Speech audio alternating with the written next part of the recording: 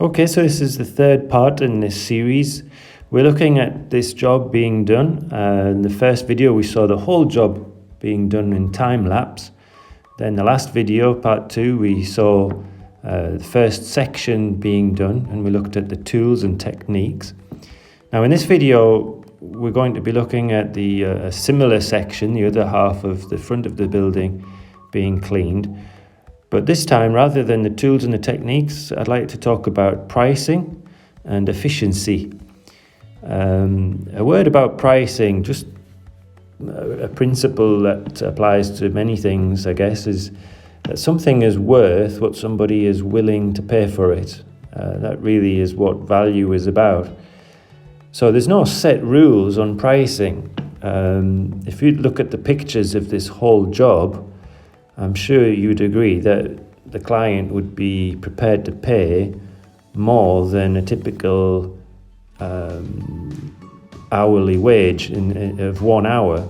Because this job lasted 1 hour, but a typical manual worker's wage for 1 hour would be very underpriced, this job. So that just goes to show the value of efficiency to add value to our time. Now, that said, we don't want to be doing a slapdash job as quickly as possible, cutting corners and getting away as quick as possible. That's the first way to lose customers and to get a bad reputation.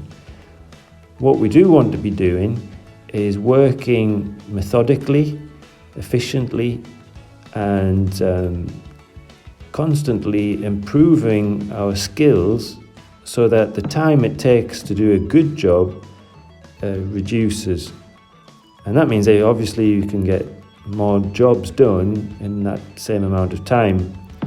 As the saying goes, time is money, or money is time, whichever way you want to look at it. Obviously, if money is time, then you can get home quicker and do the things that you'd prefer to be doing. Whatever the motives are for gaining experience and for becoming better at your job, one thing's for sure is that the more you become skilled, the more satisfaction you're going to get from your work and the more you're going to enjoy doing it. Now, a key to being efficient is be methodical. What I mean by that is have like a system or a method for each job that you do so that you can just kind of anticipate what needs to be done, and your brain is always kind of like one step ahead of your muscles. Now, in this particular job, we do it every 3 months, and so pretty much follow the same routine. Each of these windows at the top wetted up in one direction and then wetted in another direction, using the full length of the applicator. So it's not just kind of aimlessly scrubbing it away at the window, but covering the window with the solution at least twice, because it's every 3 months. It does need like not just a once over, but a twice over on the scrubbing. But then I know that I need to go up to the top in the center, take out the 2 sides, and that leaves that block in the middle, which with this trying to keep a fluid flow moving down, trying not to go too far away from the angle of that block so that I'm just minimizing the movement. Now, basically what this means is that we're not rushing about frantically trying to gain time by moving around quickly, but rather just using a system so that the movements that you do count. So the idea is steady and deliberate. The advantage of that is that obviously you're going to be saving energy, you're not going to be wasting energy as well, getting in a fluster trying to be quick, although maybe there are times when you might want to add that as well, but it wouldn't be sustainable for a full day's work. So you want to try and find a steady working pace that allows you to be working efficiently, which is going to mean working quickly for prolonged periods. And that also has the advantage of, if somebody's observing you, they're not getting the idea that you're just rushing about trying to get the job done in a slapdash manner, as we mentioned. I think if those of you that know me know that I'm more slow and deliberate than dynamically rushing about. That's you can probably tell that from the narration and the videos. But we can see though that by applying these techniques, the actual time it takes to do the job is reduced greatly. But with experience and with trying to apply these principles of refining your technique and trying to learn, constantly improve the way that you do the job, that will make the job more interesting for you, and it'll pay dividends in the time and the money that you were able to do the jobs in.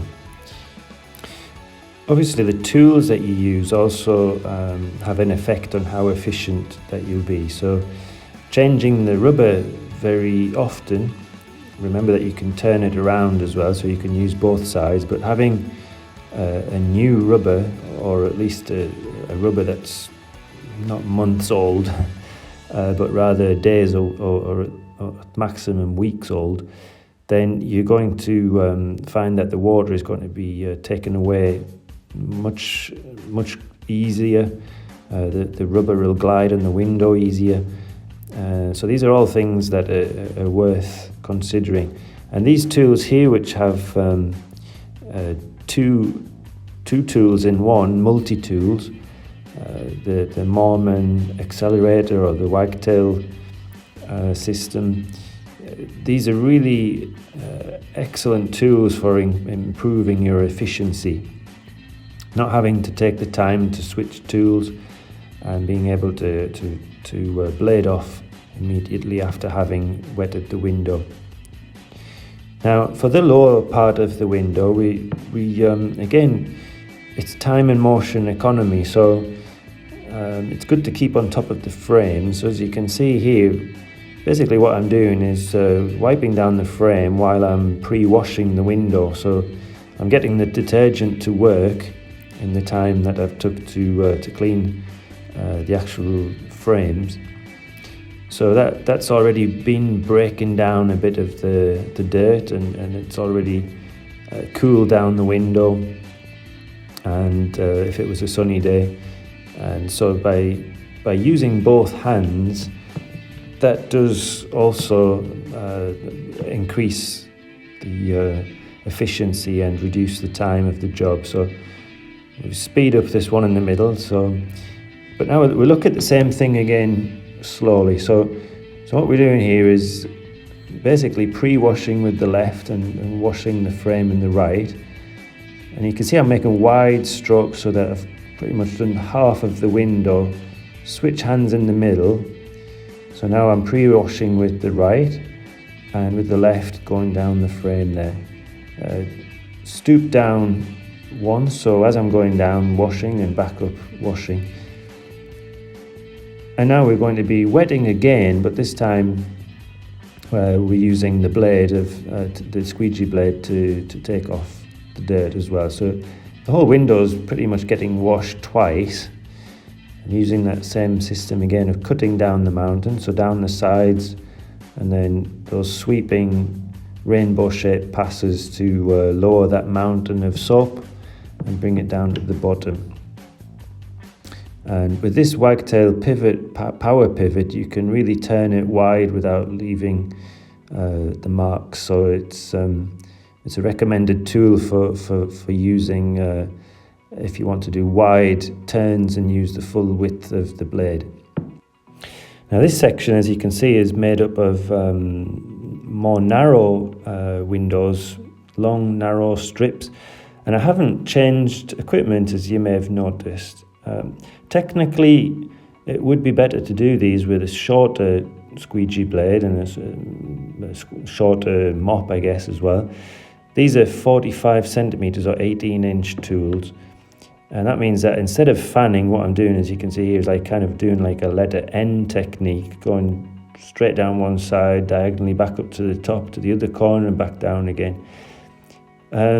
It's kind of personal preference that technically you could just do 2 straight pulls with maybe a shorter squeegee that measures just over half of the width of the window, so that you're not taking too much soap off and leaving it just a short strip for the second pass. You don't want to be doing that, because that'll cause drag if you go down on a dry window. So that's kind of like personal preference. Just means I don't have to carry too many tools around with me or be making trips to the bucket. Although it's handy to have a selection of tools, here the job can still be done with these tools, but that's just personal preference. So I'm just going to tidy up now, and we'll have a quick look at the results, so that you, any of you haters out there, you can see that the job is being done to a satisfactory level.